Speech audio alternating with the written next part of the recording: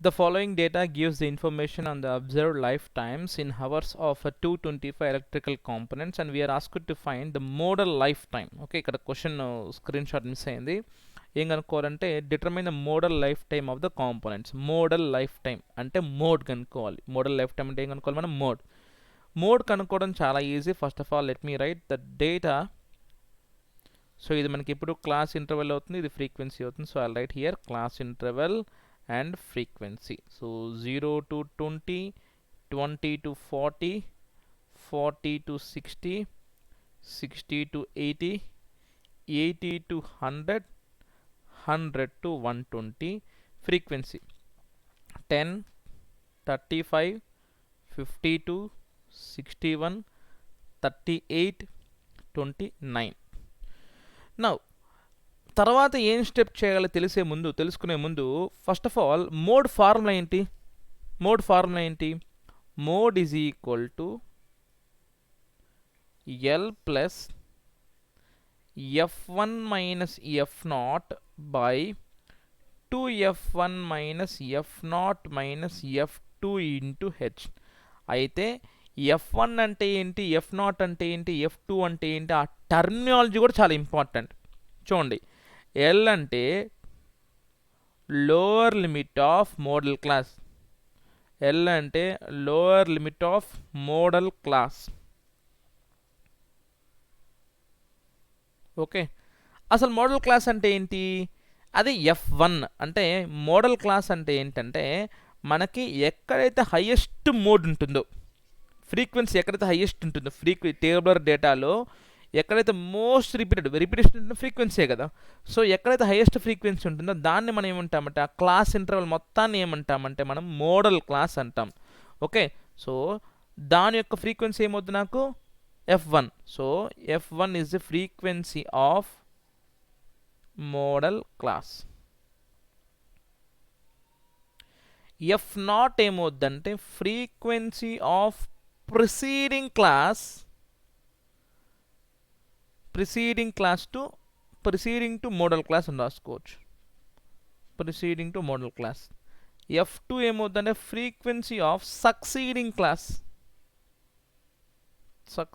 To modal class. H ఏమవుతుందంటే నా gap, upper limit minus lower limit. Okay, ఇక్కడ చూడండి, ఇక్కడ మీరు చూసుకున్నట్లయితే హైయెస్ట్ వాల్యూ ఇదే కదా మనకి. సో ఇదేమవుతుందా నాకు F1, అండ్ దానిపైన ఉండేది మనకి ఎంత పెద్ద వాల్యూ అయినా ఎంత చిన్న వాల్యూ అయినా ఇది F0, ఇది F2. అయితే హైయెస్ట్ ఉండేదాన్ని ఏమంటాం మనము? మోడల్ క్లాస్ అంటాం. Modal class. సో దాంట్లో ఒక లోవర్ లిమిట్ ఏమవుతుంది మనకి? L. Okay, so therefore will substitute in the formula. So therefore mode is equal to L plus, L అంటే 60 plus F1 minus F0. So 61 minus 52 by 2 into 61 minus 52 minus 38 into height. Gap ఎంత మనకి? 20 కదా. Upper minus lower ఎంత? 20 minus 0 ఎంత? 20. లేదా 40 minus 20 ఎంత? 20. So that will become 60 plus 61 minus 52 అంటే 9. ఈ 20 గుర్తుపెట్టుకోండి, ఫ్రాక్షన్స్. ఒక నెంబరు ఒక ఫ్రాక్షన్ మల్టిప్లై అవుతుంటే ఏం చేయాలి మనము? ఓన్లీ న్యూమరేటర్తోనే మల్టిప్లై చేయాలి. ఓకే, సో 60 మైనస్ 52 ఎంత మనకి? 9 ఇంటూ 20 బై 2 ఇంటూ 61 మనకి 122 మైనస్ 52 మైనస్ 38. సో దీన్ని సాల్వ్ చేస్తే ఏమవుతుంది నాకు? 60 ప్లస్ 9 ఇంటూ 20 బై 122లో 52 పోతే ఎంత? 70. అంతే కదా, 2లో 2 పోతుంది, 120లో 50 పోతే 70. 70 మైనస్ 38 అంటే 32. 2 టేబుల్ క్యాన్సిల్ అవుతుంది చూడండి. 2 10s are 2 16s are 2 5s are 2 8s are. So 60 plus 9 5s are 45 by 8. So 45 by 8 approximate value 8 5s are 40. 5 మిగులుతుంది, 0. 8 6s are 48. అంతే కదా, అంటే 5.6.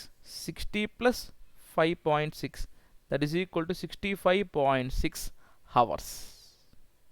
ఇప్పుడు హవర్స్లో ఇచ్చింది మనకి వాడు, కాబట్టి మనకి 65.6 అవర్స్ అనేది మనకి మోడల్ లైఫ్ టైం. అంటే హయ్యెస్ట్ ఒక బల్బు హయ్యెస్ట్ ఎన్ని గంటలు పనిచేస్తుంది అంటే 65.6 అవర్స్ పనిచేస్తుంది ఒక బల్బు మాత్రం, హయ్యెస్ట్ మ్యాక్సిమం వాల్యూ.